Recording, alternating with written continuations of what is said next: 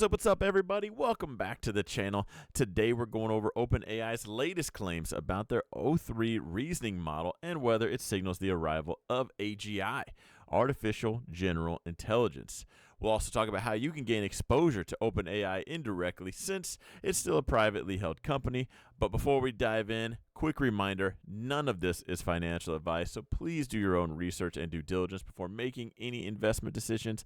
I cannot stress this enough, especially going into next year. If you want to know more about OpenAI with market context, don't forget to like this video, subscribe, and check out our Patreon for access to my trading community. Now, let's get into it. Let's start with the biggest and latest news. OpenAI has recently announced their O3 reasoning model along with its counterpart O3 Mini. Now, if you're wondering why there's no O2, it's due to some trademark issues with another company. When OpenAI mentions reasoning when talking about the model, they're referring to a combination of some key factors: test, time, and compute. Essentially how quickly and effectively the model solves complex problems. Now behind me, you guys, this is the YouTube video where they are talking about it. All links are actually going to be in the description for this one. But they share a couple interesting charts, so we're gonna bounce around there, and I'm just gonna break it down for you. But again, if you're curious, just check the links in the description. I'll have everything out there for you. Both O3 and O3 Mini are designed to excel in their respective areas. O3 Mini focuses on balancing performance and cost, making it appear to be incredibly smart yet efficient model. Now, I know they're rolling this out. I have access to it. I'm not sure if that's everyone. Everyone should start to get it by now. By the time you're seeing this, everyone should have it. But if not, they are still rolling it out. And they were conducting just a lot of public safety testings. But we do get to see the benchmarks in this, which one I'm going to break down. And it's absolutely nothing short of crazy. So this is the first chart they show. So for example, OpenAI highlighted coding benchmarks where O3 scored 27-27, which outperformed Mark Chen, who is the head of research at OpenAI and also happens to be a competition coder with a score of 2,500. Mark is actually the one presenting all the info with Sam in that video. Now, even if this isn't officially acknowledged as AGI, it's undeniably a massive step forward. I can't tell you how many coders have told me they're not worried. And I see stuff like this, and I don't know what you're talking about. Like, give me the sales pitch as to why you're not worried about your job.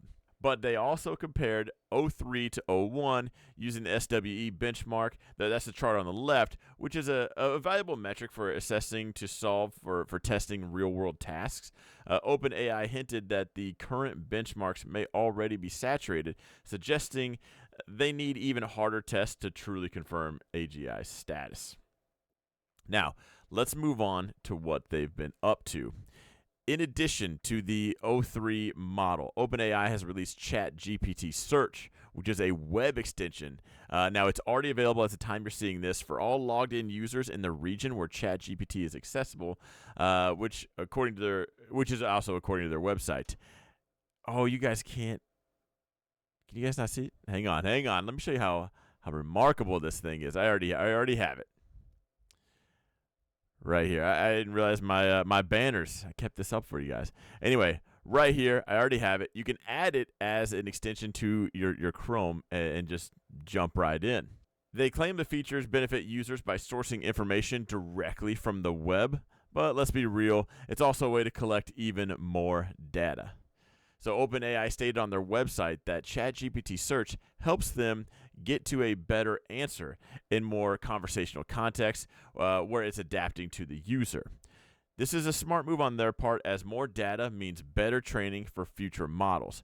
But it's something to keep in mind as we use the tools. We are the data. So with all these advancements, how can you consider investing in AI and more specifically into OpenAI? So we know OpenAI still privately held company as of October 2nd, 2024. Reuters reported that this is one of the most valuable private companies in the world with a valuation of $157 billion.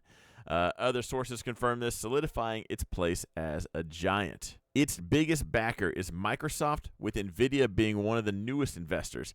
Other notable backers include Thrive Capital, SoftBank, Fidelity Investments, Tiger Global, and Sequoia Capital and Wells Fargo. Now, I've said this before, and I'll say it again. NVIDIA, ticker NVDA, is one of my favorite AI plays. Now, I personally hold shares of it. Microsoft also deserves some attention. Now, we will bring over their ownership structure because I want to. Here we go. OpenAI's ownership structure, it's actually unique. So Microsoft owns 49% minority interest. Other stakeholders own 49%, and the original OpenAI nonprofit foundation retains 2% to preserve the autonomy of it. Interestingly enough, this was on the Microsoft side of things. I'll let you guys just pause here and read if you want.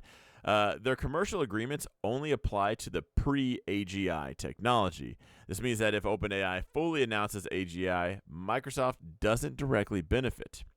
Despite this, Microsoft remains a significant player, having invested $10 billion in 2023 on top of their previous $3 billion. That's a massive commitment, and it shows their confidence in OpenAI's potential. These two companies, Microsoft and NVIDIA, are definitely worth considering if you're looking to invest in AI indirectly, and I've mentioned them before.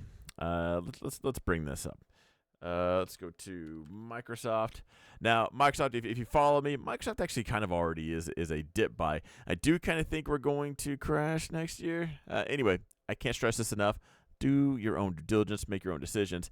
Microsoft currently down right now at a pretty decent level. I wouldn't mind picking up. Now, my plan going forward, I'll give you the TLDR.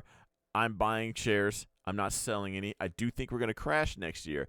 That being said, what if I'm wrong? What if we don't crash? There's no way I'm going to sit this one out. So I do own Microsoft and NVIDIA, and all I plan on doing this next year is accumulating more. So I'll buy shares here. I'll buy shares there. If it goes down, it means I get to buy more shares with the same amount of money. I'm not too terribly concerned. So is OpenAI's O3 model the beginning of AGI?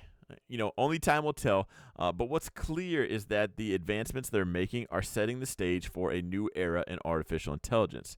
If you're considering investing in this space, companies like NVIDIA and Microsoft are actually great places, I feel, to look towards. But remember, do your own research before investing your own money. If you found this video helpful, please give it a like, subscribe for more market insights, and check out the Patreon for access to my trading community and charts. Don't miss my last video where I discussed investing habits that might be holding you back. So thanks again for watching, and I will see you in the next one. Have a good one.